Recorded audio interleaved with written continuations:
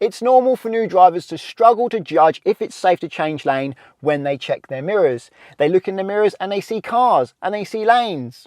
But it takes time to develop the judgment to know how far away those cars are. But there are some tips that can help. To get the most out of my advice, you're going to need to set your mirrors up in this way.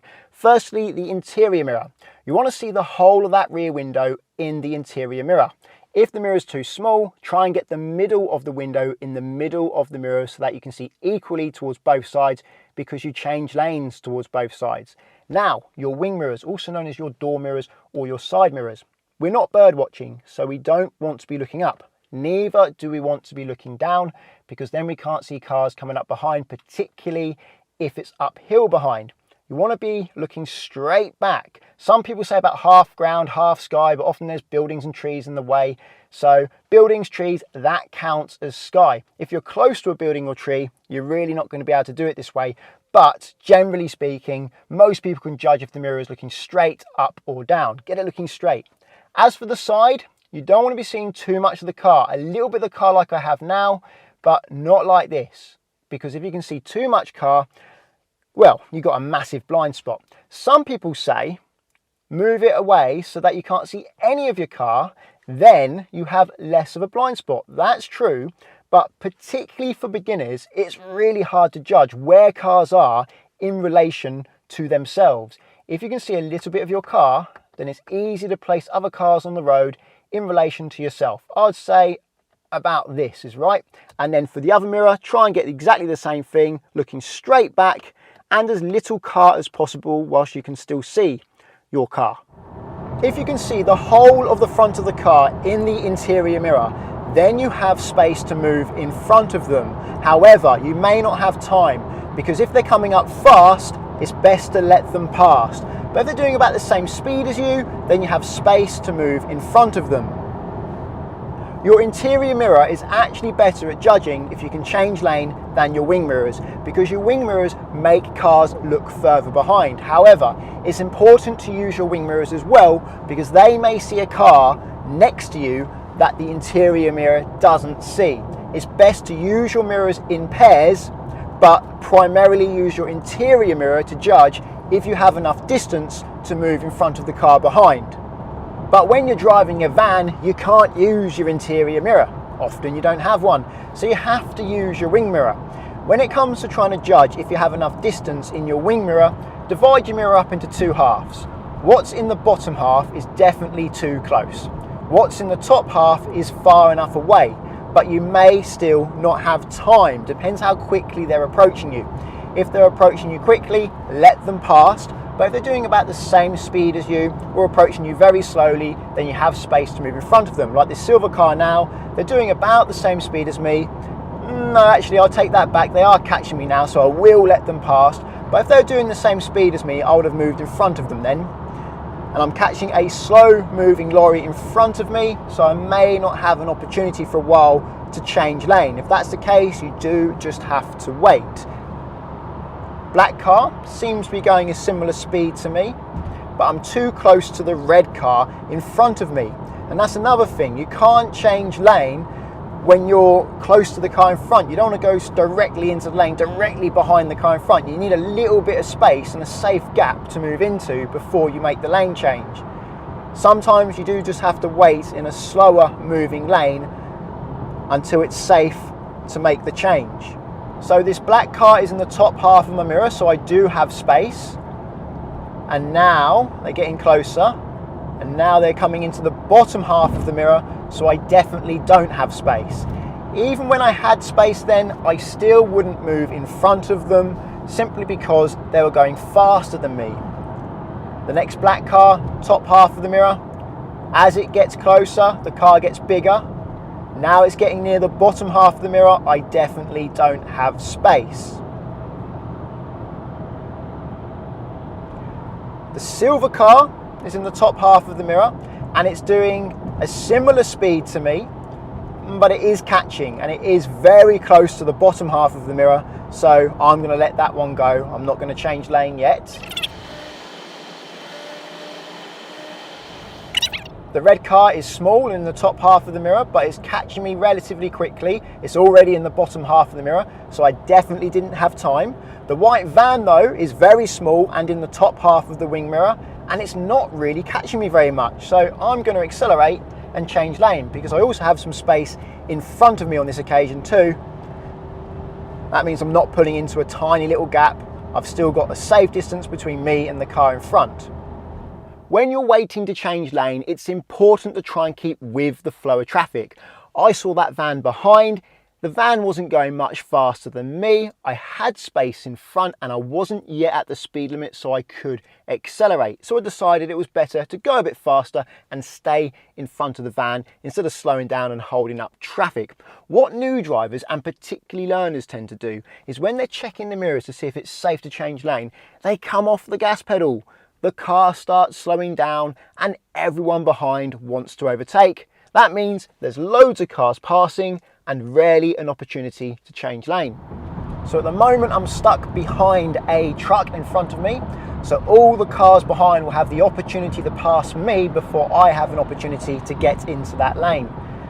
The car approaching now is getting low in the mirror and they're going faster than me, so I'm not going to pull in front of them. Another car from behind just decided to change lane, so I haven't got an opportunity yet. But the van now is high in the wing mirror. I can see the entire front of the van in my interior mirror and it's not really catching me. So now I can indicate, a few clicks of the indicator, quick sideways glance, and then I can change lane. I'm going to move back to the left side, or the left lane should I say, when I pass this truck, and I want to make sure I leave a safe distance between me and the truck before I move back in. I will do the same thing. I will make sure that the truck is in the top half of my left wing mirror, but also I can see the entire front of the truck in my interior mirror. Then I know I have enough space, so now I'm indicating, quick sideways glance, and then I'm moving back to the left lane. Blind spots. Aren't blind spots important? Well, a sideways glance is more what you need on these kinds of roads. Let me demonstrate. I've got a black van approaching.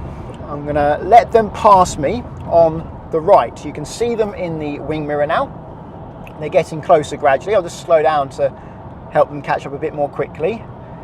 And when it goes out of view in this mirror, this wing mirror, you'll see the van next to me pretty much at the same time.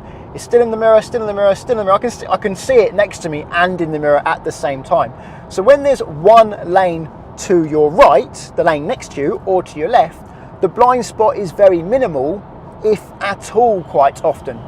It's when you're looking at cars 2 lanes to the side, that's when there's a problem. I now want to talk about this blue car. I'm going to rewind this clip, try and see where the blue car is. Can't see it. Still can't see it. Nothing at all. The black van behind me is blocking my view of the blue car, which is why it's so important to change one lane at a time, because cars behind you in the lane next to you will block your view of cars 2 lanes to the side of you, and they could be coming quickly. But the problem may not be what you expect. Let's take this van 2 lanes across. It's in the mirror. I can see it in the mirror, still in the mirror. It's still in the mirror. It's going out of the mirror now, and just as it goes out of the mirror, I can see it out of the corner of my eye. So it was never actually completely blind to me. Maybe there was the briefest of moments, possibly. So 2 lanes across does have a bigger problem. There is a bigger blind area, of course. Your blind spots are bigger to the side of the car. But there's a much bigger problem than them being blind to you. And that problem is that they may also be wanting to change lane. You want to move to the middle lane and they want to move to the middle lane. And you knowing they're there somewhere in the corner of your eye doesn't help you with that, because it's not very clear, it's vague. You know something's there, but it's hard to see if they're signaling and it's hard to see if they're changing position. But when you turn your head and look directly at them, it's clear, you know what they're doing. But also, if your vision is working correctly, you should have around about 180 degrees worth of view. So you're not only looking to the side, but you're also looking behind you too, which is important because although the van or the car doesn't really go out of view, you can always see it somewhere. You see it in your mirror or the corner of your eye. A motorbike can. They hide because they're smaller, much harder to see. So doing that quick sideways glance should help you spot smaller vehicles. A full-on blind spot though like this may be overkill because you may turn the wheel a little bit, and well, you don't want to do that when you're trying to keep it in your lane at high speed. Let's see how the passenger side blind spot compares. I'm passing this van, I can see them in the corner of my eye, I can still see they're there, I can still see them, and now I can't look in my mirror and they are there. A van is easier to spot than a car though. Let's try it with this car, this learner car. So, I can see the learner car in front of me, I can see them beside me, I can see them, I look in my mirror and they're there. What about a car that's 2 lanes away? I can see this Golf in the corner of my eye, I can still see them, I can't now look in my mirror, not there, not now they're there. So they were actually out of view for a moment there as I was passing them. As you can probably guess, the blind spot on the passenger side of the vehicle is worse than the blind spot on the driver's side of the vehicle. And that's because the passenger side of the vehicle is further away from where you're sitting, where your head is, where your eyes are. And blind spots get worse the further the object is from your side.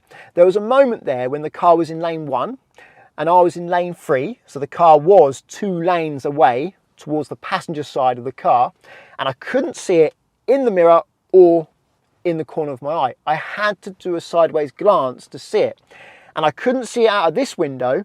I could only see it out of this window, and it was in the corner of my eye. It wasn't clear, but I did know something was there.